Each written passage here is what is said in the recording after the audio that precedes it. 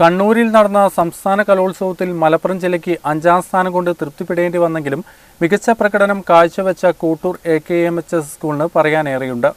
High school വിഭാഗത്തിൽ ഏറ്റവും അധികം പോയിന്റുകൾ നേടിയാണ് ഹൈസ്കൂളിലെ ചുണക്കുട്ടികളുടെ മടക്കം. കണ്ണൂരിൽ നടന്ന സംസ്ഥാന കലോത്സവം കൊടിയിറങ്ങുമ്പോൾ മലപ്പുറം ജില്ല 5ാം സ്ഥാനം കൊണ്ട് തൃപ്തിപ്പെടേണ്ടി വന്നെങ്കിലും മികച്ച പ്രകടനം കാഴ്ചവെച്ച കോട്ടൂർ AKMHS സ്കൂളിന് പറയാൻ ഏറെയുണ്ട്. ഹൈസ്കൂൾ വിഭാഗത്തിൽ ഏറ്റവും അധികം പോയിന്റുകൾ വാരിക്കൂട്ടിയാണ് സ്കൂളിലെ ചുണക്കുട്ടികളുടെ തിരിച്ചുവരവ്.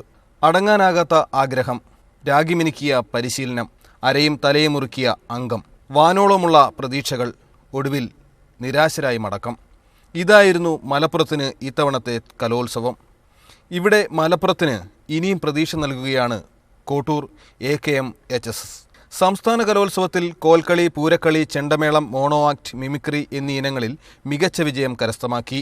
ദഫ്മുട്ട്, വട്ടപ്പാട്ട്, ഒപ്പന എന്നീ ഇനങ്ങളിൽ അർഹതപ്പെട്ട 1ാം സ്ഥാനം നഷ്ടപ്പെട്ടുവെങ്കിലും അപ്പീലിലൂടെ സംസ്ഥാന മത്സരത്തിൽ ജില്ലയിൽ നിന്ന് തിരഞ്ഞെടുക്കപ്പെട്ട ടീമുകളെ ബഹുദൂരം പിന്നിലാക്കി മികച്ച വിജയം നേടിയെടുക്കാൻ കഴിഞ്ഞതും ഈ സ്കൂളിൻ്റെ നേട്ടമാണ്.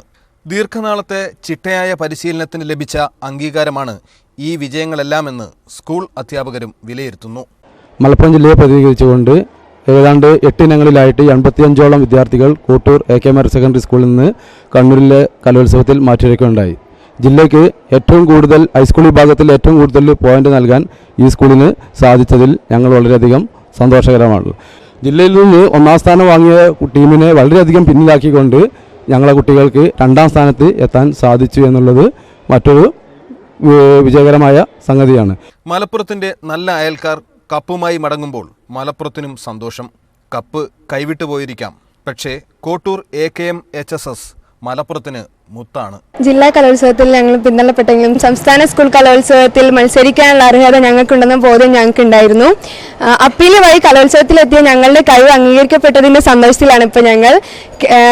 ദഫ് ചുങ്കന്മാരെ ക്യാമറയിൽ ഒപ്പിയെടുത്ത മുഹമ്മദ് യാസിക്കൊപ്പം കേരള വിഷന് വേണ്ടി oppana team Kottoor. News bureau, Kottakkal.